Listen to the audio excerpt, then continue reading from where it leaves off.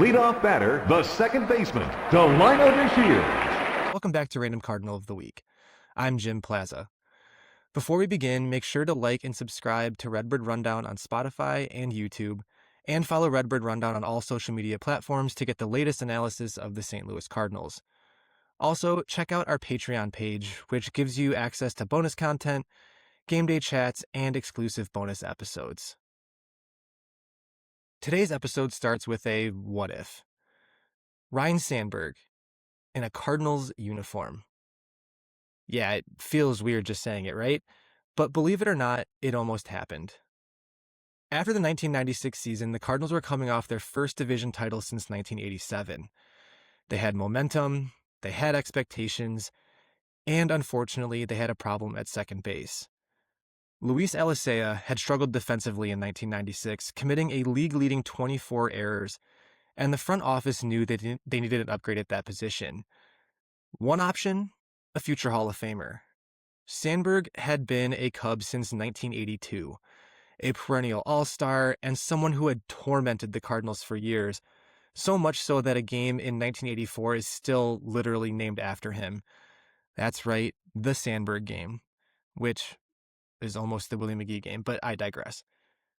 Heading into 1997, even at 37 years old, Sandberg could still play. He had just hit 25 home runs and driven in 92 runs the season before. And at one point, his agent even said that Sandberg had, quote, very, very strong interest in talking to the Cardinals. Imagine that for a second. One of the greatest Cubs of all time, switching sides in one of baseball's biggest rivalries. But in the end, the Cardinals weren't willing to give him the 2-year deal that he wanted.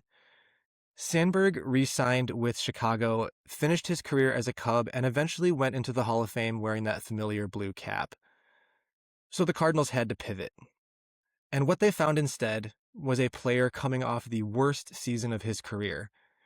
A player with a negative WAR in 1996. A player with a sub-300 on-base percentage. A player who at that point looked like a gamble. But also a player with speed, talent, and something to prove. This week's Random Cardinal of the Week is Delino DeShields Sr. Delino DeShields was born in 1969 in Seaford, Delaware. Growing up, he wasn't just a baseball player. He was a standout athlete across the board. In high school, he earned all-state honors in both baseball and basketball, and even had a scholarship to offer to play basketball at Villanova. But baseball had other plans. In 1987, the Montreal Expos selected DeShields with the 12th overall pick in the draft, signing him with a $130,000 bonus. Early in his professional career, he didn't exactly light it up with the bat, and in fact never hit over 270 in the minors. But one thing stood out immediately. Speed. And we're talking elite, game-changing speed. He stole 30 bases in 1987, then 59 in 1988, then 53 more in 1989, and even more impressive, his on-base percentage was consistently over 100 points higher than his batting average, which showed an early ability to get on base and create chaos. That skill set earned him a call-up in 1990. And his major league debut? Not bad at all. Opening day, Busch Stadium against the Cardinals. DeShields went 4 for 6 with a double, a stolen base, an RBI, and 2 runs scored, which is exactly how you want to introduce yourself to the big leagues. DeShields finished his rookie season hitting .289 with 42 stolen bases, and finished second in Rookie of the Year voting. Over the next few seasons, he continued to produce, hitting .273, stealing 145 bases, and averaging about 80 runs per year. But then came a trade that would echo throughout baseball history. After the 1993 season, the Expos traded DeShields to the Los Angeles Dodgers for a young pitching prospect named Pedro Martinez. Yeah, that Pedro Martinez. 3 Cy Young Awards later, that trade is still considered one of the most lopsided in Dodgers history. Meanwhile, DeShields struggled in Los Angeles. Over 3 seasons, his numbers dipped, culminating in a brutal 1996 campaign, which was easily the worst of his career. Which brings us back to the Cardinals. In November of 1996, things got a little confusing. Reports surfaced that DeShields had signed a deal with the Cincinnati Reds. The only problem? The Reds already had a second baseman in Brett Boone. So naturally, rumors started flying about a possible trade, except there wasn't one. And it turns out the deal with Cincinnati never actually existed. And just days later, DeShields signed with the Cardinals instead. A 2-year deal worth $1.5 million for 1997, which was only about half of what he had made the year before. And it was a fresh start for both sides. The Cardinals saw potential. GM Walt Jocketty called him, quote, a talented player who just hasn't played up to his potential. Manager Tony La Russa loved the idea of his speed at the top of the lineup. And DeShields, he absolutely embraced the opportunity to play with players like Tom Pagnozzi, Brian Jordan, and Ray Lankford.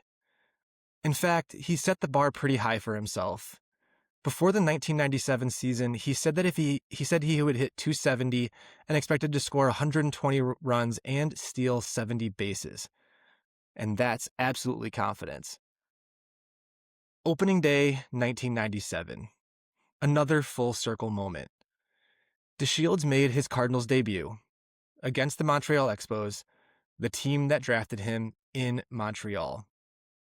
Wearing his signature look, high socks pulled up above the knee, which was a nod to the Negro Leagues, and his hat tucked under his helmet, he made an immediate impact.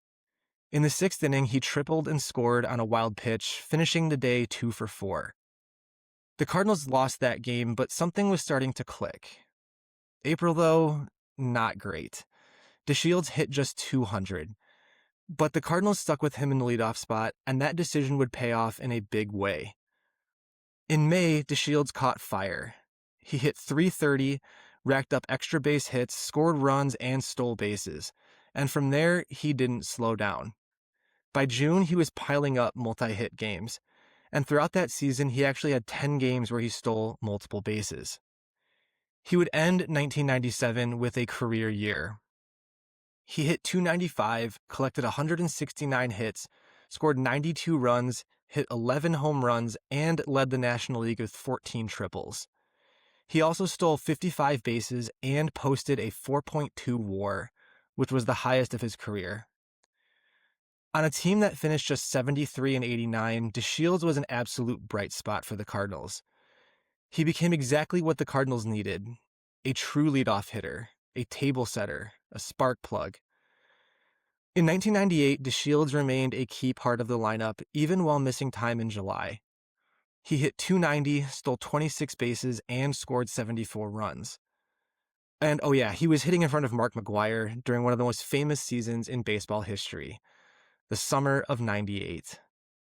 McGwire chasing and eventually breaking Roger Maris's home run record. DeShields wasn't the headline, but he played an important role in setting the stage. After that season, his strong performance in St. Louis earned him a 3-year deal with the Baltimore Orioles.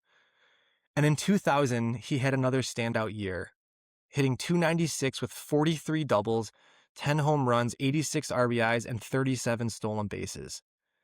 DeShields eventually wrapped up his career with the Chicago Cubs, retiring at age 34 after 13 seasons in the majors. After his playing days, DeShields stayed in the game. He moved into coaching and managing in the Cincinnati Reds organization, working his way through the minor leagues. Between 2011 and 2022, he managed at the Single-A, Double-A, and Triple-A levels, and also served as the first base coach and base running coach at the major league level. He is currently starting his 4th season as the manager of the Double-A Harrisburg Senators in the Washington Nationals organization. He's also made an impact off the field, founding the Urban Baseball League and working to grow the game in African American communities. Baseball runs in the family too.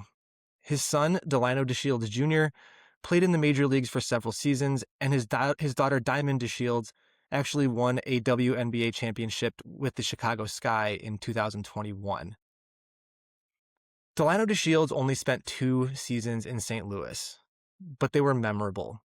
In 1997, he delivered the best season of his career, He led the league in triples, stole bases at an elite level, and became the kind of leadoff hitter that would eventually define the Tony La Russa era. And here's something that really puts it into perspective.